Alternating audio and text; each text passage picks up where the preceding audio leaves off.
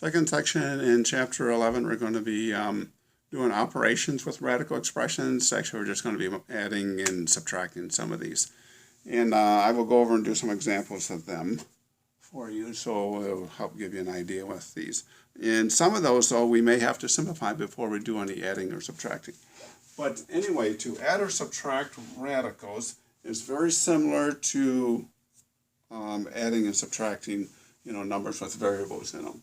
And remember, I'll start with the numbers with variables. If we had 7a plus 3b plus 6a, we could only combine our like terms. Okay, like the 7a and the 6a are the only ones we can combine. The b we cannot combine with those, because they're not like terms.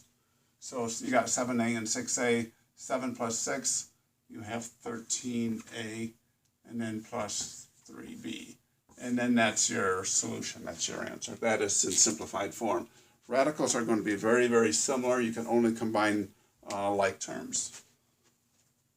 And let me show you what I mean by like terms with radicals.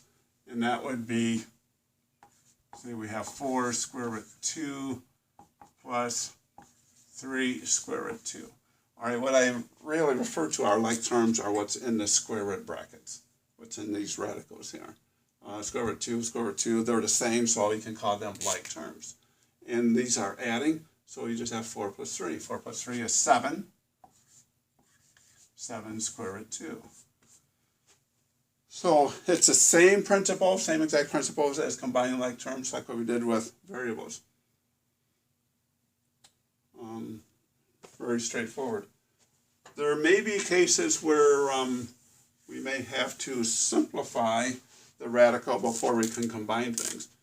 And this is where I'm talking about this. So we have like, say 4 square root 8 plus 3 square root 2.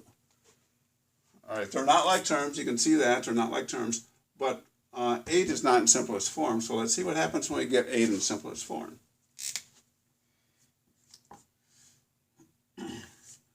8's, it's going to be 4 times 2. And square root 4, and we did this from our last lesson, but square root 4, that can be simplified to just 2. Okay, so you end up with 4 times 2 square root 2. Well, 4 times 2 is 8. So you end up with 8 square root 2 plus 3 square root 2. Now you have like terms, you can combine these, 8 plus 3, so you got 11 square root 2. So in this case, we had to simplify. And simplifying gave us like terms, and then we could combine the two. I'll do another example. Let's say we had 7 square root 12 plus 2 square root 3. Well, they're not like terms, we can see that. But 12 is not simplified. 12 is 3 times 4. So 7 is out here. 12, you have 3 times 4. Okay, well, 4 can come, 4 is a perfect square, so you can simplify that. And 4 is just 2 times 2, so the 2 comes out.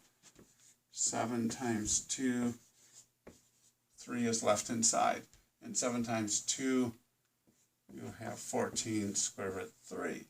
So 7 square root 12 simplifies to 14 square root 3.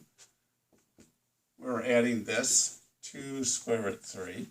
They are like terms, square root 3 and square root 3, so now we can combine them. 14 plus 2, 16 square root 3. All right, you may have to simplify again, and otherwise those are the main things.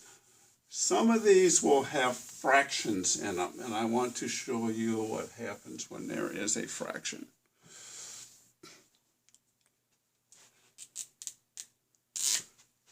We have square root 3 plus square root 1/3. Okay, can't combine anything here yet because these are not like terms, but I can work with this one. I can do a little bit of work with this one, and we'll show you what this simplifies to. This is the same thing as writing square root 1/3 is the same thing as saying square root 1 divided by square root 3. Well, in the world of math, we cannot have radicals in the denominator. So the way to clean this thing up is to just multiply top and bottom by whatever's down here. This is the square root 3, so multiply top and bottom by square root 3. It does not change the value because square root 3 over square root 3 is 1, and anything times 1 is whatever that anything is. So this does not change the value, but I can get rid of the square root 3 on the bottom. So 1 times square root 3 is just square root 3. Square root 3 times square root 3, that simplifies to, well, it's 3 times 3, which is 9, and the square root of 9 is 3. So now I have square root 3 plus this. This is a fraction. This is not a fraction.